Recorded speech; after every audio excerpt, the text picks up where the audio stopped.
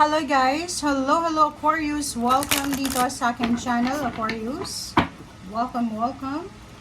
Alamin natin kung anong messages, vibration, gabay energy para sa lahat ng Aquarius general reading. So pwede kang makaresonate, gamitin mo ang intuition sa panunood. Aquarius. Okay. I hope na makuha mo yung energy na to. First 15 days ng February 1 to 15. Aquarius, empowerment and accept heaven's help. Okay. Aquarius, empowerment. Nakikita ko sir dito, siguro may mga iba sa inyo, hindi naman lahat. Mayroong iba na Aquarius na sa nakalipas na taon, marami kang napagdaanan na pwedeng naging dahilan para bumaba yung self-esteem mo, 'di ba? Pwedeng bumaba yung tiwala mo sa sarili mo, bumaba yung tingin mo sa sarili mo, parang ganun. Like, una dyan is sa relationship, pwedeng naiwanan ka, iniwanan ka, parang ganun, naging single mom ka, or pwedeng sa pamilya, hindi ka nakapag-aral, hindi ka nakapagtapos, or nakapagtapos ka, pero yung trabahong meron ka ngayon, hindi yun yung tinapos mo, parang ganun. So, dito sinasabi ng baraha, huwag kang mag-self-pity, huwag mong isipin na may kulang sa'yo, kasi you are more powerful than you realize, diba? And huwag kang mag-guilty, kasi parang nakikita ko siya dito, meron kang guilt feeling parang iniisip mo na, ay hindi ko deserve itong power na to, ay hindi ko deserve yung blessings na to, okay? Dito sinasabi sa'yo na tanggapin mo lahat ng biyaya na galing sa taas, okay? Lahat ng blessings na binibigay sa'yo, deserve mo yan, Aquarius, okay? Dito naman sinasabi na mayroon kang pinagdadasal na posibleng parating na sa'yo. Sobrang generous, powerful ng Panginoon, and lahat ng heart's desires mo, lahat ng kailangan mo ay ibibigay ng Panginoon sa'yo sa tamang panahon.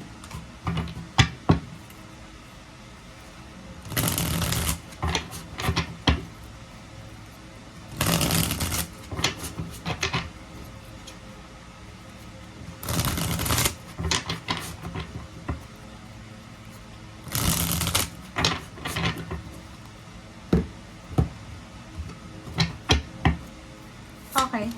First card natin is Knight of Coins and then Ace of Coins. Okay, so Aquarius, first two cards mo sa third deck natin is all about money. Money. So, nakikita ko sir dito, may incoming offer ng money, incoming offer ng job offer. Meron ditong mga impluensya, connection. So, pwedeng may isang tao na kakilala ka, natutulungan ka niya para sa pag-a-apply sa trabahong gusto mo, is either international or local na career ito. Okay? So, yung Ace of Coins is all about naman to sa papasukin mo. So, kung ano man tong papasukin mong trabaho sa ngayon, pwedeng pagkakitaan or anything na magdadala sa'yo ng financial success, sinasabi sa'yo dito na kailangan mo maglaan ng oras dito or parang mag-focus ka dito. Huwag mong babaliwalain siya. Okay? Kasi ito yung empowerment na pwedeng sinasabi dyan, no? 'Di ba? So, meron ditong, like for example, may hiring siya. Okay. So, isa kang teacher. Yung hiring dito is, isa kang, anong tawag dito? Yung nakapagtapos ka ng pagiging guro, pero hindi ka pa nakapasa. Yung offer dito na trabaho is dapat pasado na. Hindi ka makapag-apply kasi wala kang tiwala sa sarili mo. Yung sinasabi mo, hindi pa ako nasa ganong estado kasi ang requirements dito is dapat may lisensya ka. Pero sinasabi dito sa'yo na pwedeng itong ino-offer na to sa'yo is para sa'yo talaga yan. Kahit na kulang ka sa credentials, kulang ka sa requirements, kung talagang para sa'yo yan, para sa'yo yan. So, kailangan mo lakasan yung loob mo. Lakasan mo yung loob mo, pasukin mo yung dapat pasukin, kung anong nasa isip mo ngayon, as long as na hindi ka papasok sa illegal na gawain, go lang ng go. Okay? Okay, next card natin is number 10, Aquarius. It's completion, achievement. So, financially, nakikita ko siya dito yung recovery. So, kung maraming financial problems kang pinagdaanan, scarcity, mga kalugian sa buhay, nalugi yung negosyo, nawalan ka ng trabaho, nabuntis ka tapos na miscarriage ka, parang ganun. So, nawalan ka ng bahay, naghirap ka sa buhay, parang ganun. So, nakikita ko sir dito na merong positive gift, outcome, ang posibleng ibibigay sa'yo ang universe, ang ating Panginoon. So, ang Panginoon ay magdadala sa'yo ng lump sum of money. Lump sum of money, kung makikita mo dito, parang galing to sa trabaho eh. Grabing blessings to eh. Pwedeng sa trabaho, or sa career, or pwedeng sa loto, o parang ganun. Okay.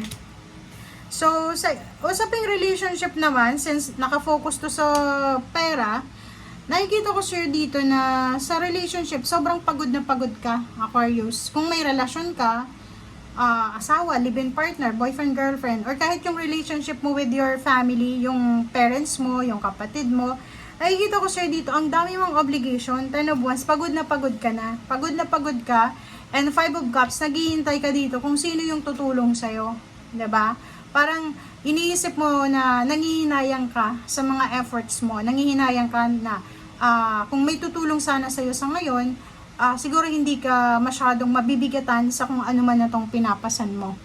Okay? Financial na pinapasan or emotional na pinapasan. Pero nakikita ko sir dito, ang dami-dami mong obligations. Pwede kang breadwinner for life, parang marami naman kayong magkakapatid, pero ikaw lang yung parang inubliga na mag-help sa yung pamilya, parang ganun.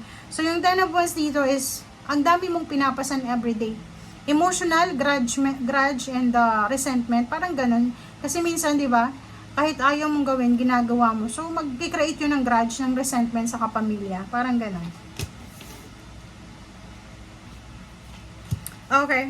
But, good news, nakikita ko sa'yo dito na single ka man or may ka-live-in partner, may asawa ka, parang gano'n. Nakikita ko na may in the future, may mga tao na makaka-appreciate ng pagiging masipag mo.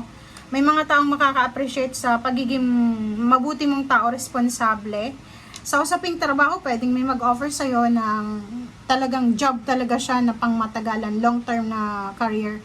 And sa relationship ganun din, may pwedeng mag-offer sa'yo. Kung halimbawa hindi ka pinapakasalan ng kalibin mo sa ngayon, ng boyfriend-girlfriend, mayroong isang tao dito in the future, maybe 8 months from now, yung pinakamatagal is 8 years, pwedeng mag-offer sa'yo ng kasal, yung stability, emotional stability, or yung pinaka dito is pwedeng mag-offer sa'yo ng suporta. Okay? Mag-offer sa'yo ng suporta, and mag-offer sa'yo ng new beginnings. Okay? So, nakikita ko sir dito, maging attentive ka. Be attentive, diba? Be careful, kasi merong 7 of Swords, merong Gemini energy dito, na nagsasabi sa'yo na posibleng yung mga taong nanira sa'yo dati, yung mga taong naging mitya ng paghihirap mo, ay posibleng naandyan pa rin sa paligid mo. So, kung nandito ka sa King of Swords, kung talagang gusto mo ng changes, ng alchemy, kung gusto mo ng pagbabago sa buhay, make sure na i-let go mo to ng mga traders sa buhay mo, or yung mga unhealthy person, situations, or habits. Okay? Thank you guys. Bye!